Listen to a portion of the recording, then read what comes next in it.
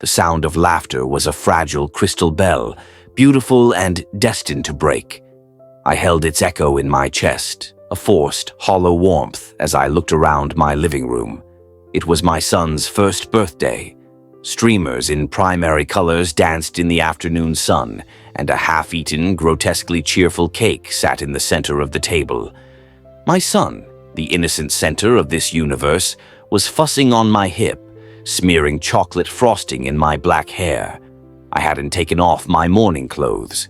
The black dress was a stark, silent protest in the riot of color, a reminder to everyone, but mostly to myself, that my husband, Aiden, was only 6 weeks gone. My sister, Clara, was holding court by the fireplace. She'd always had a talent for being the sun in any room, pulling people into her orbit. Today, she was radiant, her laughter a little too loud, her gestures a little too broad. Her son, Leo, a year older than mine, played at her feet. He had Aiden's eyes. I'd always pushed the thought away, a ghost I refused to acknowledge. A common family trait. I'd lied to myself. Wishful thinking on her part. The cake knife was still in my hand, a heavy silver thing, a wedding gift. Its weight was a comfort, an anchor in the sea of performative grief and celebration. I pressed my thumb against the blunt edge, feeling the solid reality of it. Then Clara stood up. The movement was deliberate, a queen rising from her throne. Her voice, when it came, cut through the residual laughter like shattering glass. "A little announcement, everyone," she said, her smile saccharine sweet. She scooped up Leo, lifting him as if he were a crown jewel on a velvet pillow. The room, sensing a shift, began to quiet.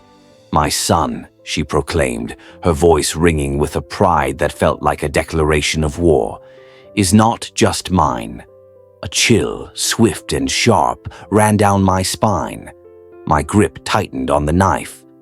My own son, sensing my tension, stopped fussing and buried his face in my neck.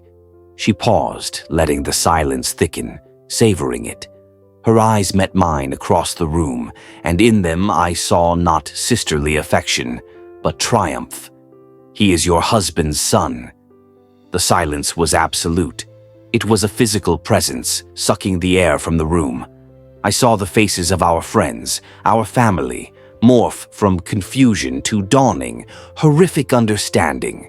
Mouths hung open, glasses froze halfway to lips. Then she added the second dagger. With a theatrical flourish, she waved a manila folder she had been holding beside her. It was like a trophy, a winning lottery ticket. "And as his rightful heir, I'll be taking half of this house, this $800,000 home that my son's father provided." She tapped the folder. "It's all in here. Aiden's will. It states it clearly, in black and white." The room didn't breathe. All eyes swiveled to me. They expected collapse. They expected the screaming, the sobbing, the hurling of accusations, or the cake knife. I felt the weight of their gaze, their pity, their morbid curiosity. I looked at Clara, my sister, my own blood, the girl I'd shared a bedroom with, whose secrets I'd kept, whose tears I'd dried. I saw the woman who had hovered at the edges of my marriage, whose smiles at my husband were a fraction too long, whose touches were a heartbeat too lingering. I saw the architect of my ruin, standing in the home I had built with Aiden, using his child as a battering ram. And I pressed my lips together, forcing back the most bizarre, inappropriate response, a bubble of laughter that threatened to erupt from my throat. It was hysterical, born of sheer, absolute certainty. She had no idea what she had just walked into. The laughter in my throat tasted of salt and iron, and it transported me back. I was 22 when I met Aiden.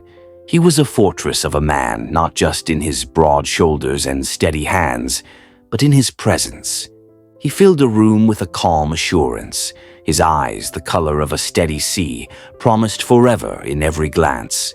He looked at me, a quiet, observant art student, as if I were the most rare and precious thing he had ever unearthed. I, who had always felt like a background character in my own life, was suddenly thrust into the spotlight of his devotion.